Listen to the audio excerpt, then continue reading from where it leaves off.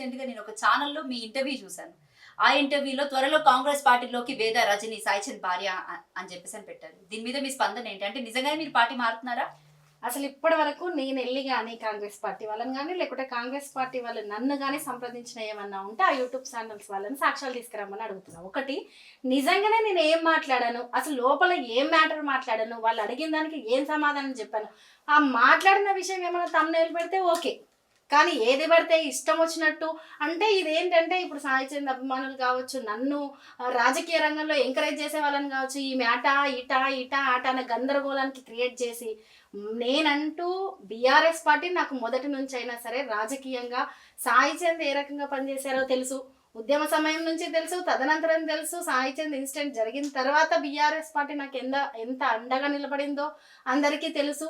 And ఆ తర్వాత ఏదైతే corporation Saichand warehousing corporation చైర్మన్గా ఉన్నారో అదే కార్పొరేషన్ నాకు ఇవ్వడము, నడిపించడం, ఆ తర్వాత ఏ రకంగా అయితే ఒక అవమానానికి గురై నేను బయటికి రావడం జరిగిందో అది కూడా ప్రజలందరికీ తెలుసు.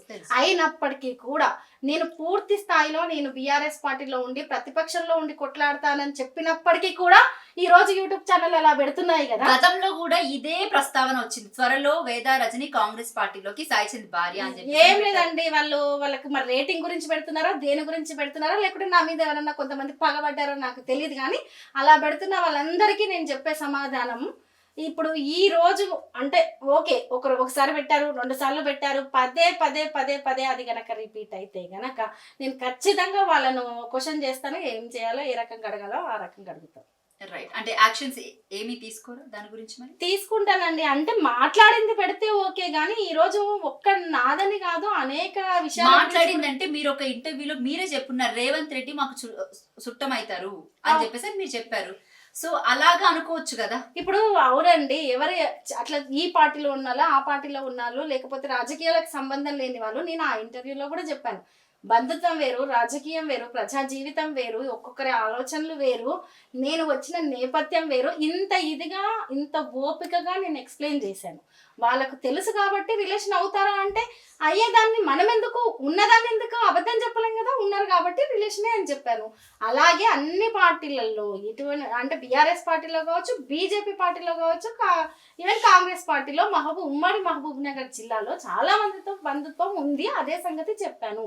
అలాగే రేవంత్ రెడ్డి గారితో ఉన్న బంధుత్వం కూడా చెప్పాను. కానీ నేను పార్టీ మారుతున్నాను, లేదు కలిశారు, లేదు వాళ్ళు కలిశారు, ఇటువంటి వ్యాఖ్యలు నేను ఎక్కడన్నా చేశానా? రైట్, మరొక విషయానికి వస్తే కనుక బీఆర్ఎస్ పార్టీలో నుంచి చాలా మంది నాయకులు కాంగ్రెస్ పార్టీలోకి వలసలు వెళ్తున్నారు. సో దీని మీద మీ కామెంట్ ఏంటి?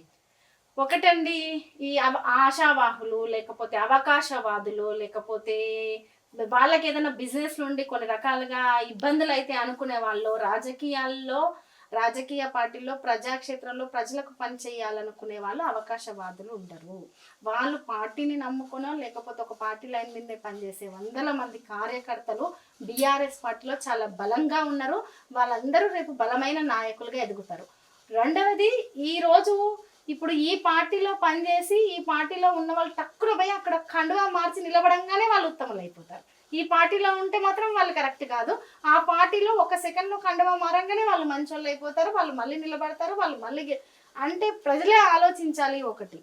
రెండవది, బీఆర్ఎస్ పార్టీలో ఎంతమంది అవకాశవాదులు మారినా బీఆర్ఎస్ పార్టీలో బలమైన నాయకులు, ఉద్యమకారులు పార్టీని నమ్ముకొని 10 సంవత్సరాలు కాదు అంతకు ముందు నుంచి కూడా కొట్లాడిన ఎంతమంది ఉన్నారు, వాళ్ళు ఇంకా బలంగా తయారవుతారు.